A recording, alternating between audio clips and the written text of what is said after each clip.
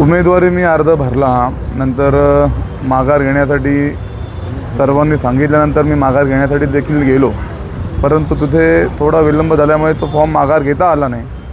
आणि आज त्यानंतर त्या महाराष्ट्र राज्याचे मुख्यमंत्री एकनाथ शिंदे साहेब असतील, आमचे भारतीय जनता पार्टीचे आमचे नेते देवेंद्रजी फडणवीस साहेब असतील, कपिल पाटील साहेब असतील, या सर्वांनी मला विनंती केली की आपल्याला महायुतीचा उमेदवार जो आहे त्याच्याच पाठीशी उभं राहिलं पाहिजे आणि त्याला निवडून आणणं ही आपल्या महाराष्ट्राची गरज आहे.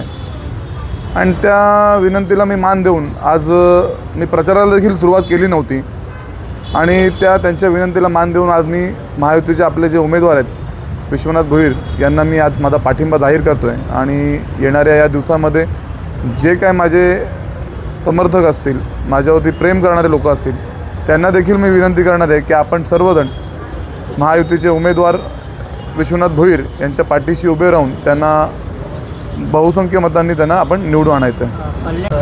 शहर प्रमुख होते मागे महेश गायकवाड त्यांनी उमेदवारी मागे नाही घेतली, कसं वाटतं? त्या महेश गायकवाड आणि माझा हा मुद्दाच नाही आहे माझ्यासाठी. एकच आहे, वरिष्ठांनी मला विनंती केली.